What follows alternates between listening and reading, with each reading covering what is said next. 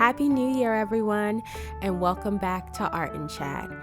This year, I'm going straight out of the gate and jumping into one of my New Year's resolutions, which is to do more art and chats for the channel. I figure a lot of people really do like them, and I want to continue to diversify the channel and what I create and how I create it. So I thought I'd chat with you guys a little bit as I create my annual painting for the new year. Speaking of New Year's resolutions, I've also been doing another one of mine lately. I really wanted to make more time for my hobbies and things that I like to do. And one of those things really is to crochet. So I've been doing a lot of that, and I've been working on some different motifs so that I can make some Irish lace. And I've really been enjoying it. I typically don't have time throughout the day to really do the hobbies that I like to do, like reading and crocheting and sewing and such and so forth. But I've been really jumping into it. I kind of got a cold around Christmas. Can you believe it? Right before Christmas, I started to get a cold. So I took some time to, while I was lazying about, to crochet and to finally finish the sweater that I've been working on since last summer. I want to say June, July. I was actually supposed to finish it for fall, and there's never enough time in the day to do what I want to do. So I actually finished it in January, this year, but I'm absolutely loving it. I actually, most of the time I was painting this, sat in my sweater, and I only have myself to blame, to be quite honest. Whenever I'm going into these projects, just like painting, I always set a goal to keep it simple, and somehow it never turns out simple. I kept adding to what I wanted the design to be. In the beginning, I wanted it to be pretty simple, rectangles and squares, and just sewing them together to make a lazy, frumpy, oversized sweater that I could just grunge around in my house, I totally changed the design, starting with the sleeves. Instead of doing, a rectangle, I decided I wanted to make them tapered more towards the lower part of the arms, so that I could roll up the sleeves. And after that, it was for the birds. I kept changing it. I decided I wasn't going to add pockets in the beginning, and then, of course, I was like, oh, no, I need pockets, and I want huge pockets. So I crocheted some huge pockets, realized how big they were, because I wanted them big enough that I could fit a book in. Ask no questions, and I will give no answers. But typically, that's how big I want my pockets, and there are no jackets, coats, pants, skirts that are ever going to be that size in the department store. So that's what I decided to make, and I came pretty close to making it big enough to fit a book in. My book just sticks out a little bit, and that's fine, but I wanted it bigger. But that being said, I had to figure out a construction method where it wouldn't weigh down the sweater to have such a huge pocket, and if that pocket was actually filled. More and more crocheting, more and more construction went into the sweater than I thought it was going to. But after that, I had leftover yarn, so what I had to do something with it. So I decided to make a beret. I've never crocheted a beret before, but I figured it out, and I absolutely love it now. It is so comfortable, it is so warm, and I'm very proud of myself. That being said, I did start the sweater in June, July, and it was supposed to be for the fall time. It's winter now. It is a house sweater, and it's going to remain a house sweater until it gets cooler outside, because if you guys have noticed, it's been snowing a lot. Places it usually doesn't snow, but it's been snowing a lot. So it's pretty cold. I still love it though. But if I wear it outside, I have to wear something over it and under it because it's got a decent amount of holes. One other thing that I need to learn, because I didn't use a pattern, as I said, I made my pattern. I kind of didn't account for the shoulders being part of the sleeve, because I did rectangles, so the arms are just a tad bit long. So next time I will be making them shorter, and now I know how to do it and know what I want to do and what I don't want to do. So when I get the many requests that I've been getting, I can make it better and make it perfect. And speaking of snow, since it's been so snowy both last year and this year, that's what I am basing my New Year's painting off of. Snow and ice and the cool weather, because why not? It's been unseasonably cold for some people, and I'm not going to cry about it, because I love the winter time. I love the snow. I love the ice. Well, not the ice, that's slippery, and I tend to be slightly clumsy. But I love the snow. I love the cold weather.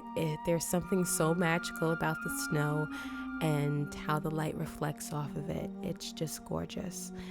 So in this painting, I'm going to try to capture some of that essence of winter in magic and mystery, and I hope that it helps tie in what the new year will bring us.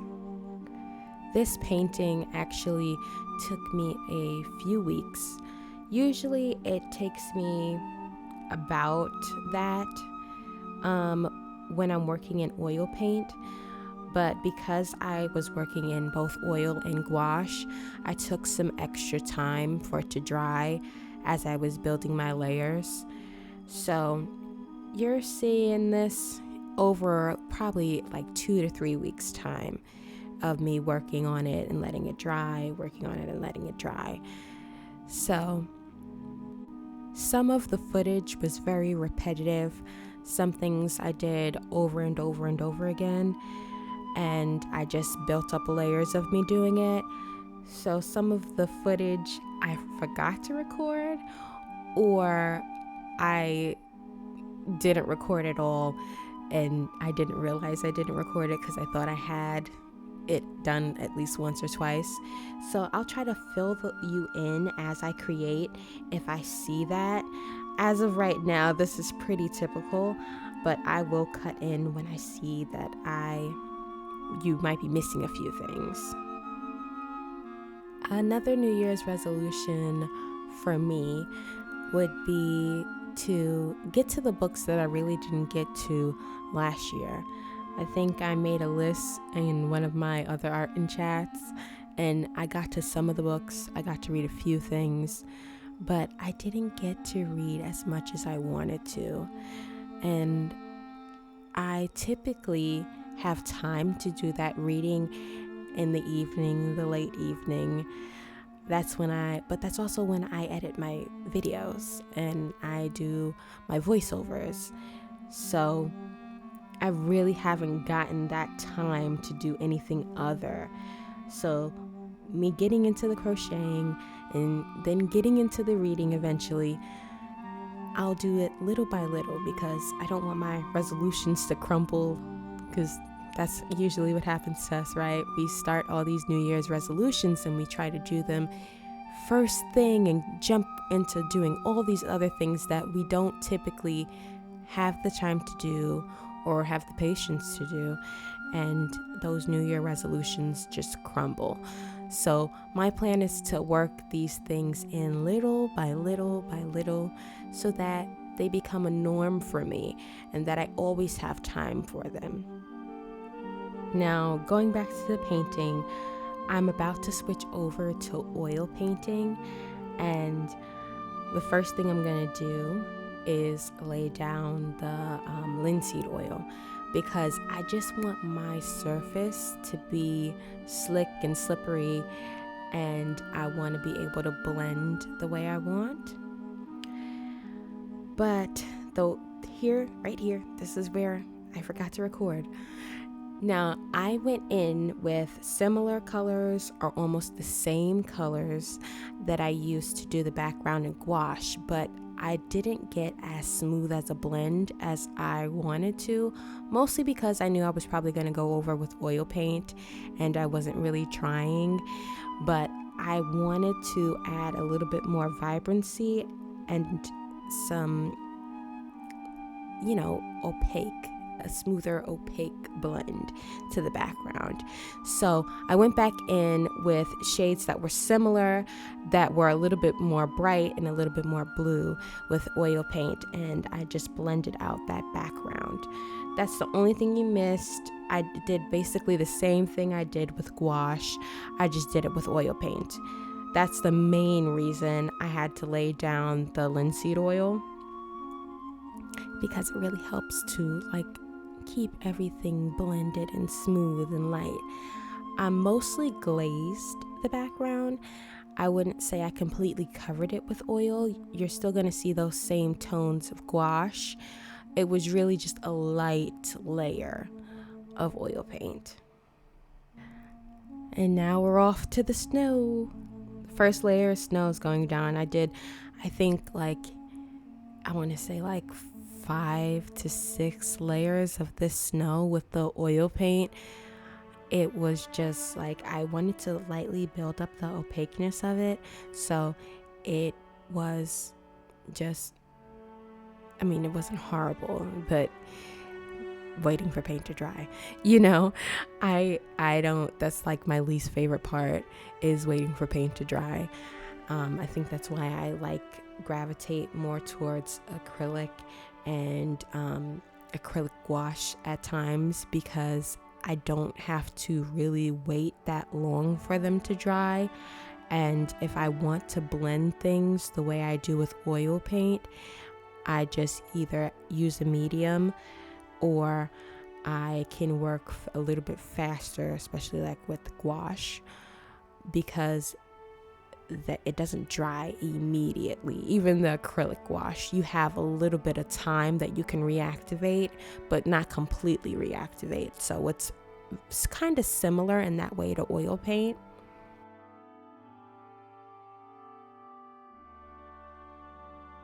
I decided that I needed a little bit of shadow. So my shadow was, the shades of the background that I actually, like I said, I glazed the background with. So that's what I end up putting on there. As you can see, I did one branch, and as I said, I forgot to record it. But it gave me a base of how I wanted to do the rest. I ended up reworking it slightly, just because as I was doing the rest of them, I decided I wanted a little bit more texture, a little bit more ghosting towards the edges of the snow to give it that fluffy, crunchy, crisp look that snow, freshly fallen snow has. So that's what I did. To be quite honest, I know I'm complaining about paint drying, but my favorite part was actually doing the snow, because it feels like it brought the painting to life, and I really liked that.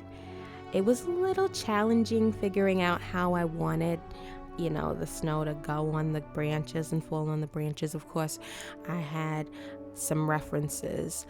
One of the ones that I used was actually a picture I took years and years and years ago. And it really helped because I took a very close-up, in-depth picture of snowy branches, so I could see like the light variation and how much light variation there is on snow, in snow, how transparent it can be, translucent, to be quite honest. Similar to water, but it has a white hue. So it did take some layering because I wanted to layer lightly so that it did have that translucent look where you could kind of see the background hints of it through it. And I think it came out fantastic, to be quite honest. Typically every year I do some sort of painting with fireworks, and typically the fireworks are the vocal point of the piece because nothing screams New Year's like fireworks. It's obvious. It's a symbol of New Year and 4th of July. So this year I wanted to do something different, and I had 1,000,001 ideas. But because we're kind of unseasonably cold in so many places and we got snow so early, when I was a kid we would get snow around Christmas. Every Christmas it would snow, and it would also snow sometimes in November. But it's been a while since I've actually got a snowy Christmas or snow before Christmas. So I wanted to make something that was indicative of the times. And going into January, it seems like it's perfect because of all the snow that people got in places that typically don't get snow. So I really gravitated towards that when it came to this piece and as I worked on this piece. Speaking of snow, I did have to shovel some snow. It wasn't terrible. I had just got over my cold, and my driveway, it wasn't bad. It honestly, I've had way worse. But I had to shovel. Being from a colder climate, I'm kind of used to shoveling and being proactive when it comes to snow because ice is no joke. It's no joke. So I just was, like I said, proactive. I put down salt, shoveled. I had to shovel once, and it was so cold the day I chose to shovel, and I couldn't get out in enough time before the temperature dropped. So it was so cold, and I had to take breaks and warm up my hands, but it was fine. And like I said, I had just got over my cold, so yeah, I had a little tickle in my throat afterwards. I'm not even gonna lie, I did. But I didn't get sick again. I immediately, because I felt like I made some tea, I took some medicine, and I haven't had a cold since, so yay for me. So if anybody's fighting a cold, know that we're all going through it, and you'll get through it too. Just have yourself some tea and some vitamin C and some medicine, and just I hope you get better soon. I guess it's time to go back to talking about the painting now. I asked a couple of people, I like to take pictures of my paintings as I work on them, and I get my friends and my family to give me their feedback on, what do you think? Anything I could do better? I'm in the process of making this. What can I do? Just to take me out of it, because sometimes I can get so caught up in what I'm doing and not see what I need to see in my painting to make it better, because I'm so focused on what I want it to be. So I got some feedback, and they were like, they're like, it looks too perfect. It's too smooth. Snow isn't that smooth. So looking at my references and getting their feedback, I was like, oh yeah, I need texture, because snow is fluffy, especially freshly fallen snow. It's fluffy, it's light, it's almost like a snow cone. So I added a decent amount of texture, and I feel like it was fuzzy, and that's kind of how snow is. Snow looks fuzzy a little bit. So I added that, and I feel like I was like, yeah, that added it. That brought it right together. Another thing I did, and I think you guys saw, is I re-went over the branches because some of them got lost in all those layers of white I was putting on, and it really added to the painting, and it made the branches look more pronounced, which I really liked. And of course, this painting is not a New Year's painting without the fireworks. So I was going to add multicolored fireworks, which is what I usually do. But I decided, no, we're not doing it this time. I didn't want to take away too much from the branch, which is what I wanted to be the vocal point, as I said. And I feel like a bunch of bright colored fireworks definitely would have done that. So I chose one color. Two colors, because that silvery gray, another recommendation of my sister's actually.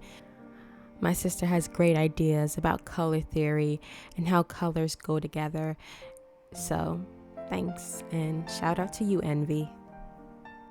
I also added different variations of green, because branches, trees, green, I also feel like it goes really good with the shades of blue that are in the background. So I think that's it, guys. I just want to wish everyone a very happy and abundant and amazing New Year. I hope that you get everything you wish for, everything you want. I hope that you have good health, and I hope that you stay warm. And thank you for joining me for this video.